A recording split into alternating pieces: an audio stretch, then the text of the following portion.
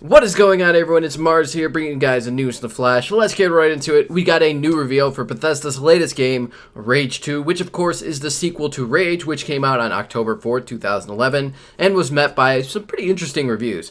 I personally liked the game, and I thought it had a lot of potential to it, but the story for it was like the noose around this game. It had this interesting dystopian / Mad Max narrative behind it at first, where you're like the soldier that was put into hibernation into a pod before this meteor strikes the Earth, I think. And when you got out, the world was just in complete ruin, and it was awesome. And the graphics for this, on the system that it was currently on, which was PlayStation 3 and Xbox 360, just looked amazing. But the story itself just felt linear and rushed, especially towards the end. And it kind of deviated off course to what it was originally trying to be. Now, with this new reveal for the sequel, I don't know what to think of it yet, to be honest. It looks pretty cartoony compared to the original Rage. It still has its Mad Max inspiration behind it, but it also looks cheesy, I want to say. Like I said this on Twitter, it looks like Mad Max meets Overwatch rejected SJW characters.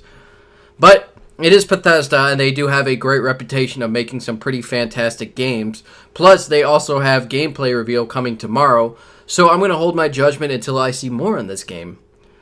Bungie, or actually Vicarious Visions, the developers behind Destiny 2's Warmind expansion, did something pretty cool. Basically, they had a secret puzzle in the expansion that led a group on Reddit to band together in an effort to decipher it.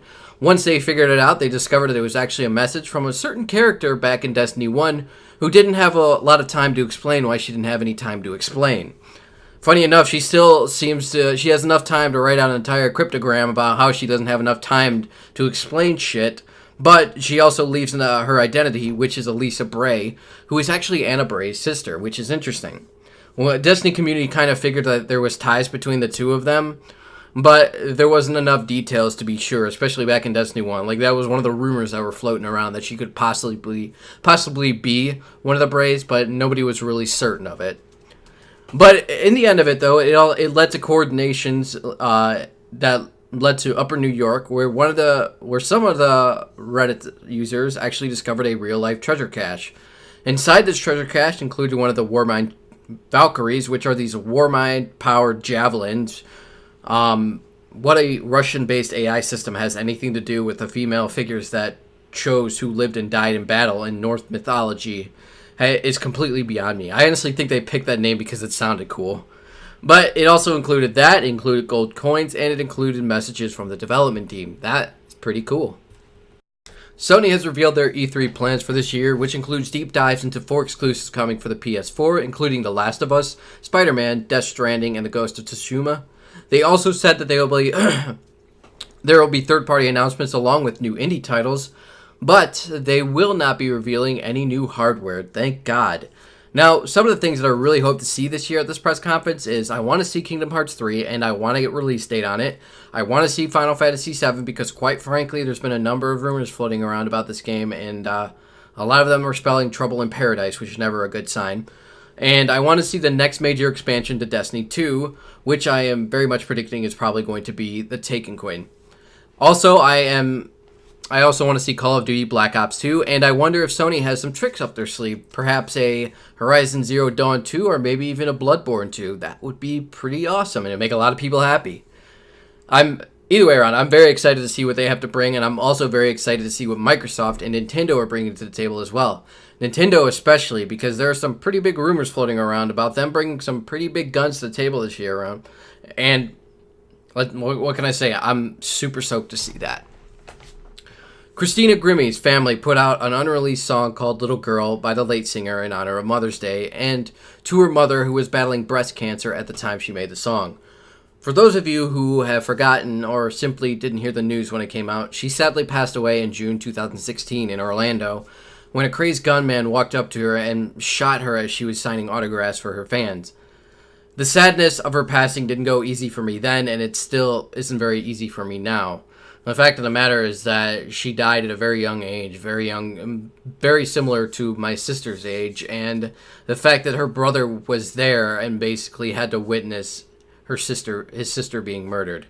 I don't know, that just struck some chords for me. As I said before, most of my time been working on this channel, I have only ever really had to deal with people that have been much older than me, especially when it comes to them passing away. So her death, her death was like hitting a wall of realization that with each new day it brings both the excitement of new experiences, but also this pain of fleeting time.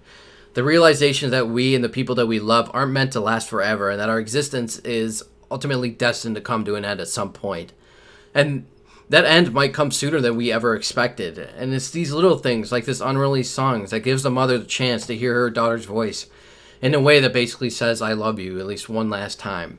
So, it's a very personal song. And it's definitely one that I think that, you know, as fans, they'll appreciate that. But if you guys want to check it out, it'll be down below. Well, with that being said, I hope you all did something wonderful for your mother over Mother's Day, because she is your mother and there is no other. But let's move on. We've got some Nintendo news. We actually got a couple of updates from Nintendo. The first one being is that the Switch is finally getting its own Monster Hunter game. Though it isn't Monster Hunter Worlds, it's actually Monster Hunter Generations Ultimate, which is a follow-up to the Generations title that came out on the 3DS. That title is set to release on August 28th, and you guys can check out the details for it down below. The next update from Nintendo is that the Switch is finally getting an official charging stand so that players can play in tablet mode while they're charging the console. They don't need to, I don't think they need to use that kickstand anymore for it either, which is awesome. I know a ton of players have been asking for this, and the only other third-party object that's on the marketplace right now has been reportedly shorting out Switches.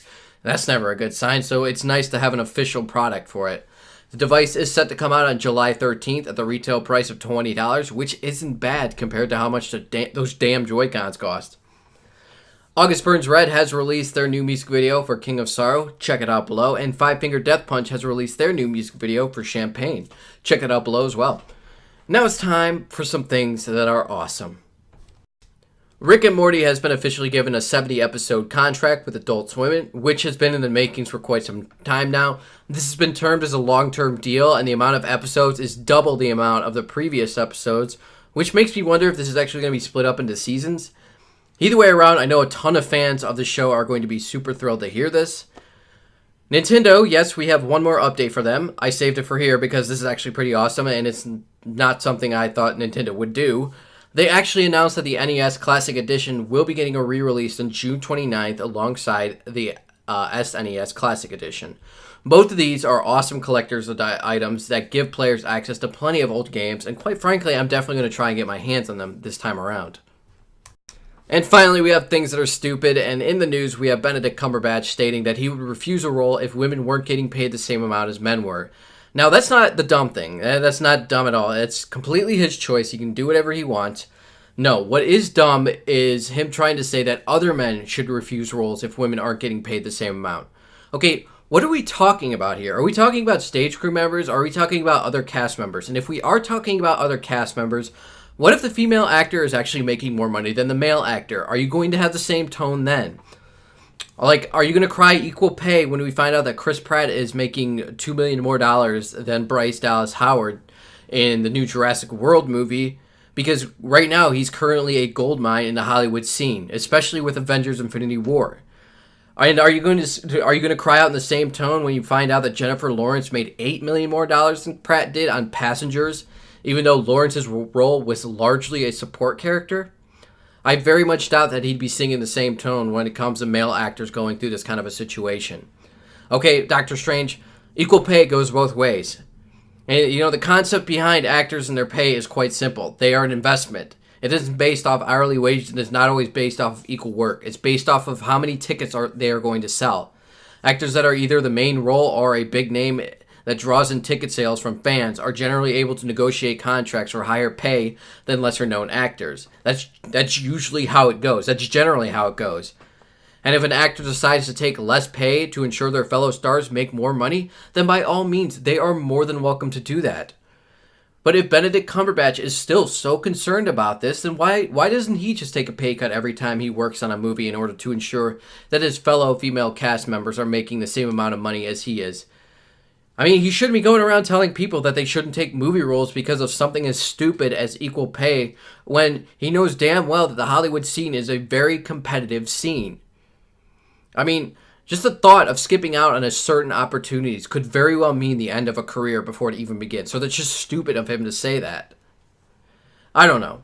What do you guys think? Leave your comments down below if you agree or disagree. And as always, if you guys enjoyed the video, leave a like. If you didn't, dislike. Subscribe if you want more. And I will see you all on the next one. Mars out.